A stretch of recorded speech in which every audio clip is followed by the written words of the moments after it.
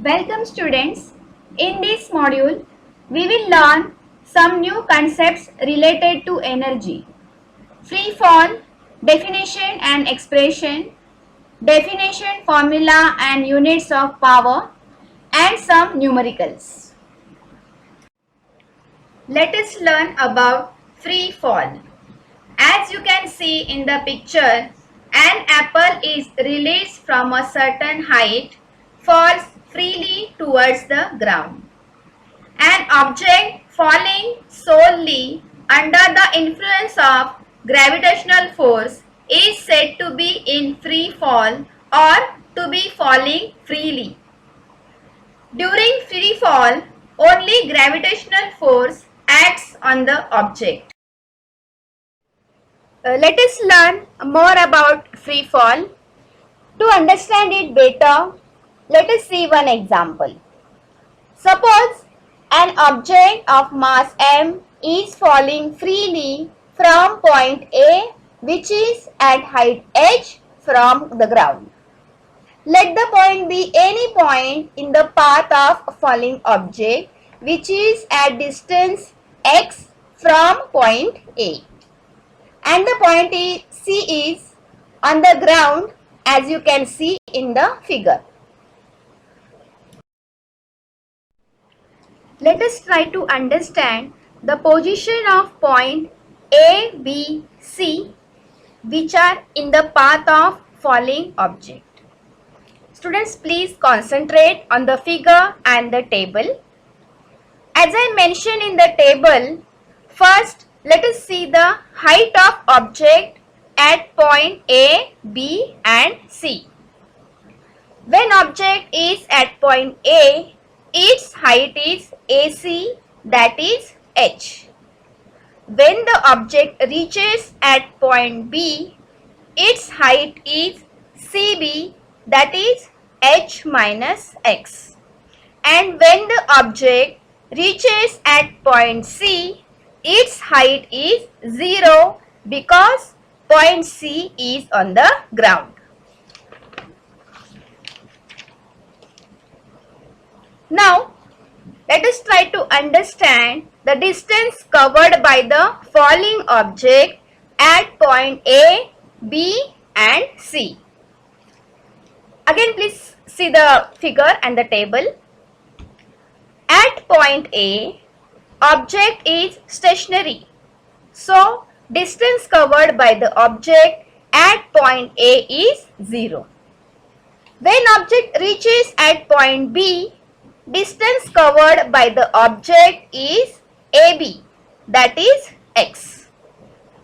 And when object reaches at point C, distance covered by the object is AC, that is h.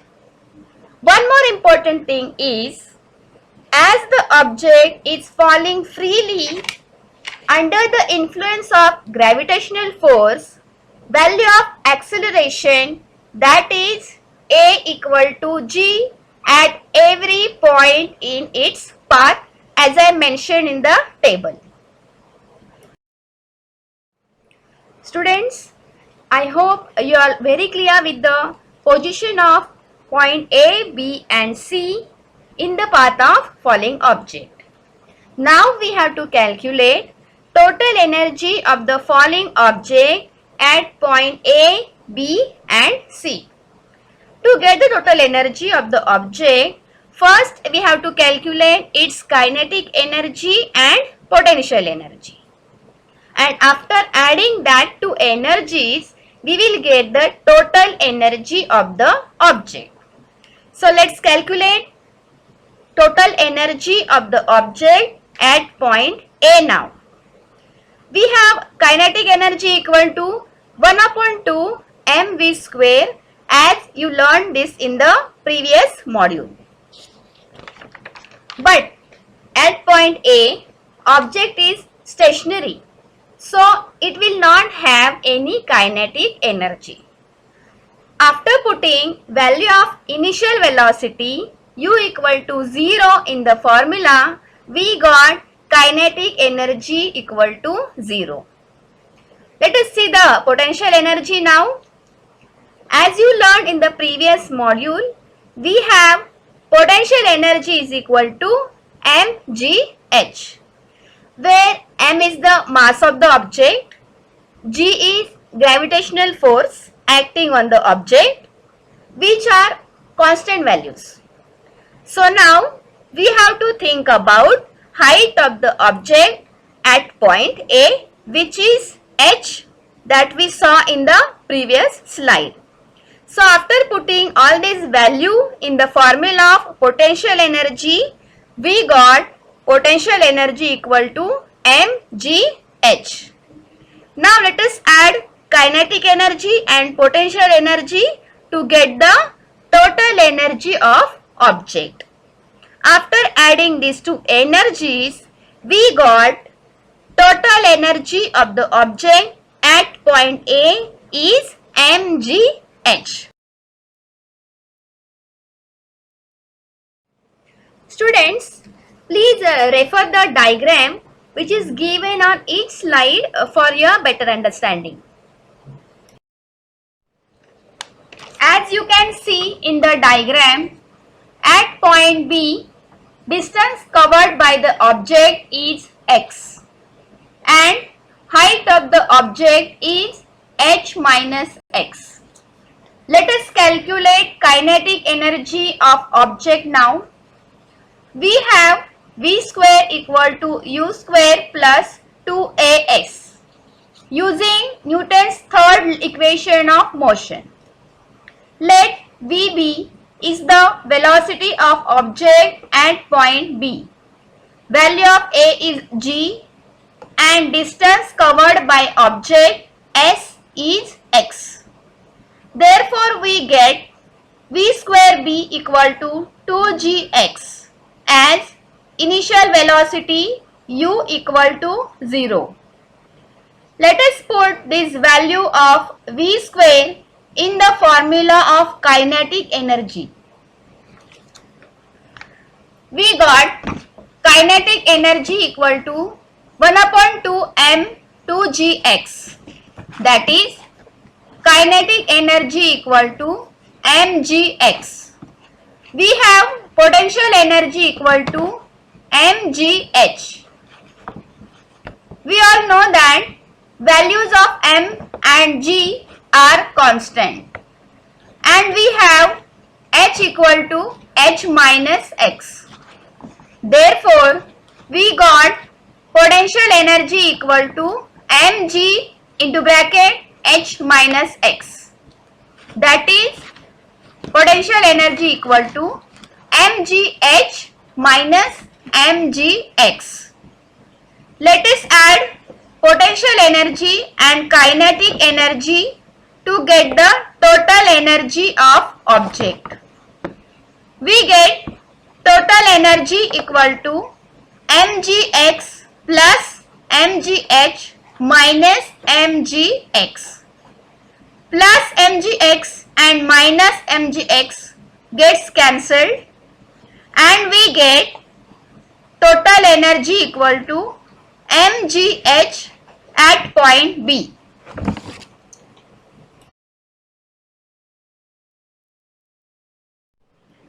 As you can see in the diagram, at point C, distance covered by the object is h. As the object is on the ground, its height h is 0.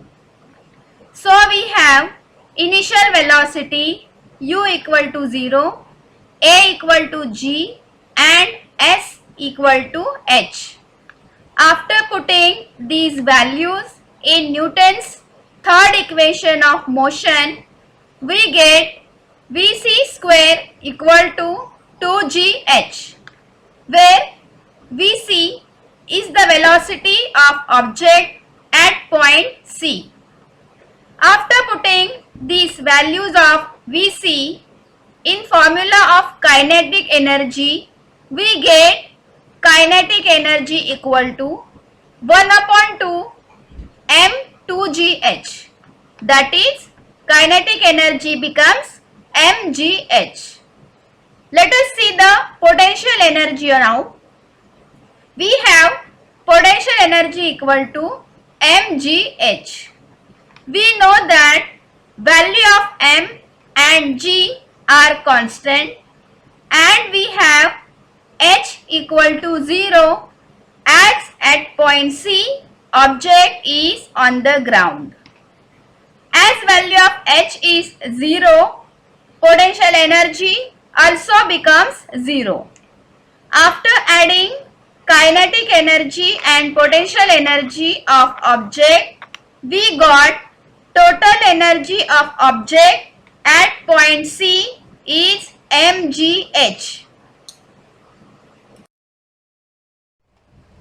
From equation 1, 2 and 3, we see that the total energy of the object is same at all the 3 points A, B and C.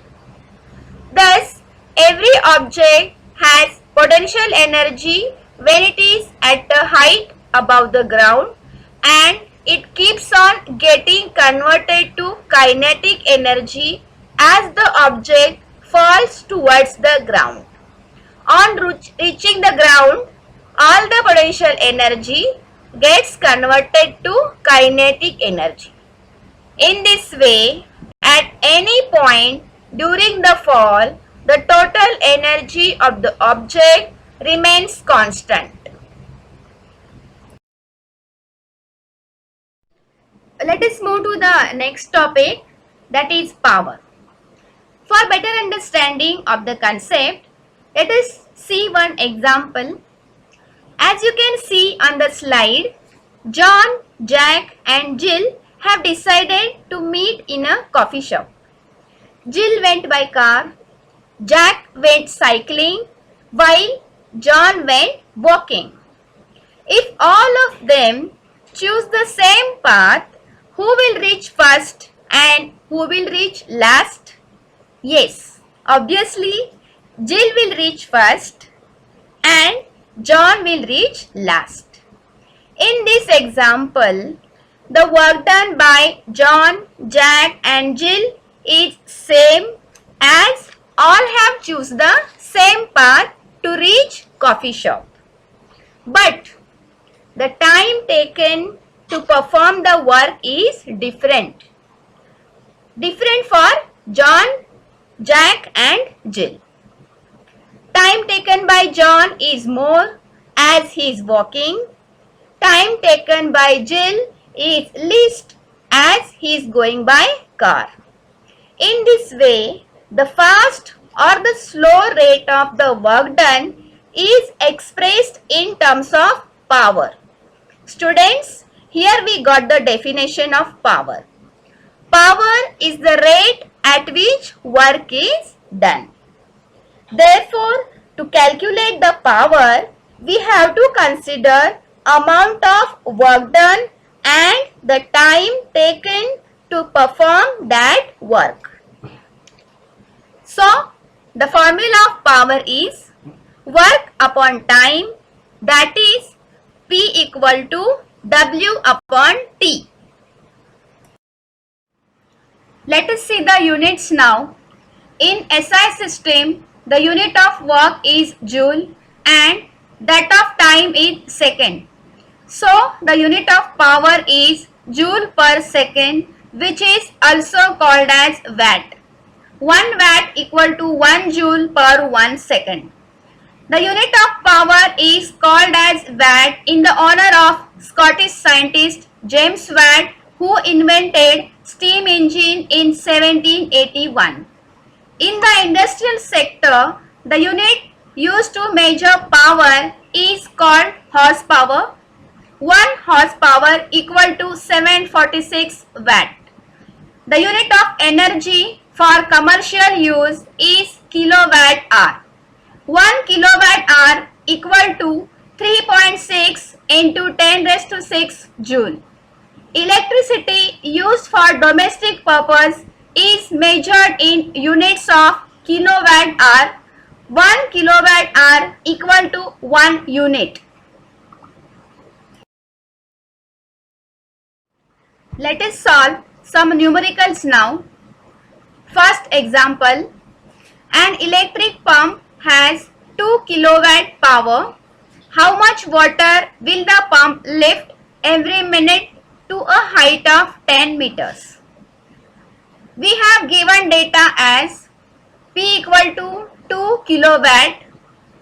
Kilowatt is the unit of power for commercial use. So, let us convert it into SI units. Therefore, we have P equal to 2000 watts. T is 1 minute, that is 60 seconds. H is 10 meters. And we have to find out amount of water the pump lifts.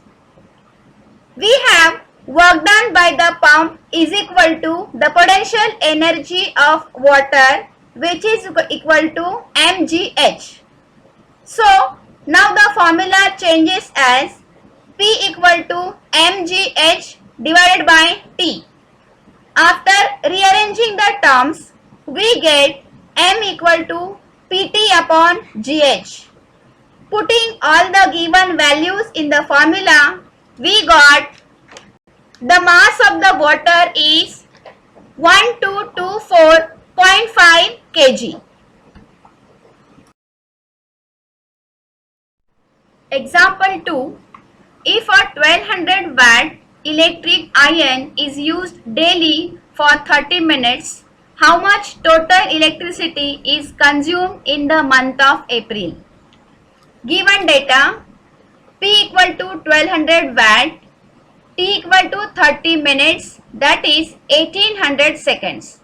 As April month has 30 days, we have T equal to 1800 into 30, that is 54,000 seconds. Here we have to find out the amount of electricity consumed, that is W. We have P equal to W upon T, therefore W equal to P into T, that is 1200 multiplied by 54,000.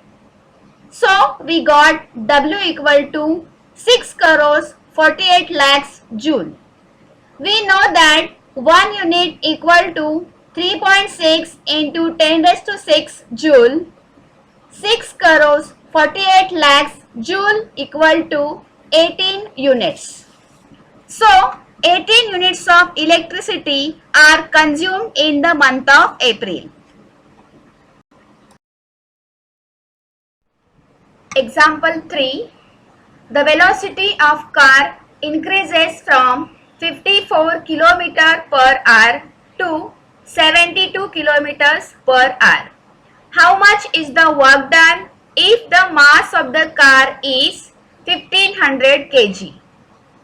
We have given data as mass of the car m equal to 1500 kg, initial velocity of car u equal to 54 kilometers per hour.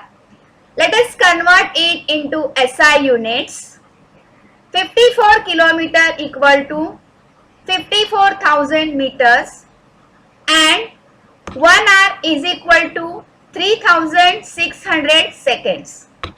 So we got u equal to 15 meter per second. Similarly, final velocity of car is 72 kilometers per hour, that is 20 meter per second. And here we have to find out the work done. In this example, work is done to increase the kinetic energy of car. Therefore, W equal to increase in kinetic energy, that is final kinetic energy minus initial kinetic energy. Therefore, W equal to 1 upon 2 mv square minus 1 upon 2 mu square. As v is final velocity and u is initial velocity of car. After putting all given values in the formula, we got W equal to 1,31,250 joules. Therefore, the work done to increase the velocity of car is 1,31,250 joules.